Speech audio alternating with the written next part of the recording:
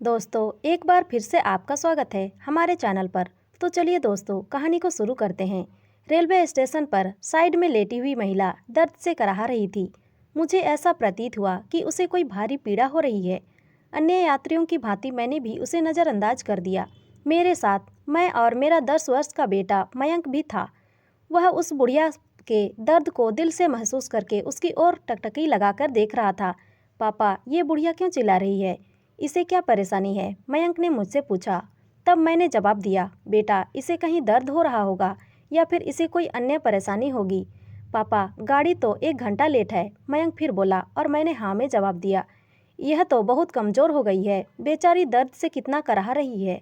पापा, क्यों ना हम इसे दवाई दिला दे?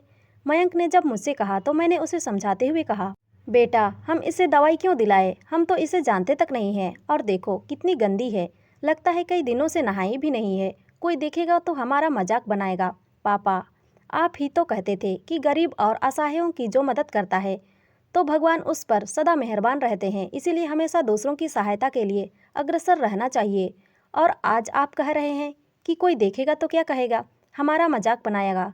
मेरी समझ से दूसरों की सहायता करने पर हमारा मजाक कोई नहीं बनाएगा। अगर पापा कोई बनाता है तो बनाने दो, हमें अपने कार्य पर ध्यान देना चाहिए, ऐसा आप और माँ दोनों लोग कहते थे, परंतु आज आप। मयंक ने उल्टे मुझे समझाते हुए कहा। तब मैंने फिर से समझाकर बताया कि बेटा, वह नाटक कर रही है, इसे कहीं दर्द नहीं हो रहा है। मैं ऐसी औरतों को भली भांति जानता हूँ। नहीं पापा, यह नाटक नहीं कर रही है, मैं जाकर देखता हूँ। इतना कहकर मयंक दौड़कर बुढ़िया के पास जाकर फिर बोला, पापा जल्दी आओ, देखो इन्हें कितनी तेज बुखार है। मैंने जानबूझकर उससे के बुलाने की आवाज़ को अनसुना कर दिया, परंतु मयंक के बार बार बुलाने पर मैं उसके पास गया और देखा कि बुढ़िया काफ़ी गंदी है और बुखार की तपन से कराह रही है। पापा, चलो इन्हें दवाई दिला कर आते हैं।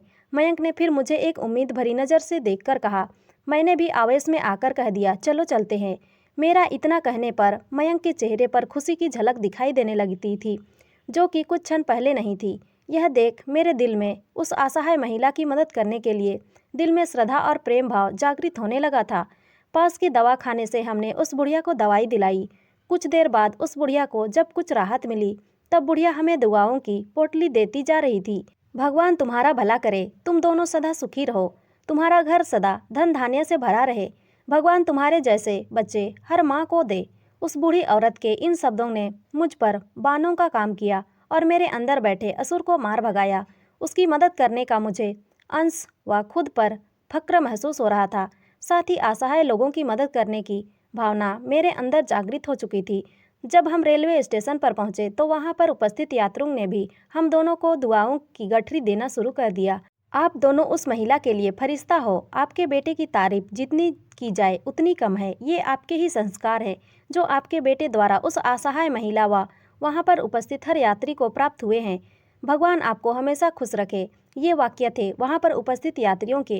कुछ यात्री कह रहे थे कि हमें इस बालक से सीख लेनी चाहिए।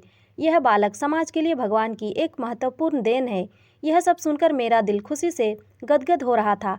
आज मैं बहुत खुश था कि ऊपर वाले ने मुझे मेरे बेटे द्वारा वह बेटे के रूप में कितना अनमोल तोहफा दिया है, जिसकी मैंने कभी कल्पना भी नहीं की थी। यह सोचते सोचते मैंने अपने बेटे को सीने से लगा लिया और कहा, थैंक यू बेटा। इतना सुनकर मयंक मेरे सीने से चिपक जाता है और आई लव यू पापा, आई लव यू बेटा, मैंने भी पलट कर जवाब दिया। तो दोस्तों, ये कहानी आपको कैसी लगी कमेंट करके हमें ज़रूर बताएं।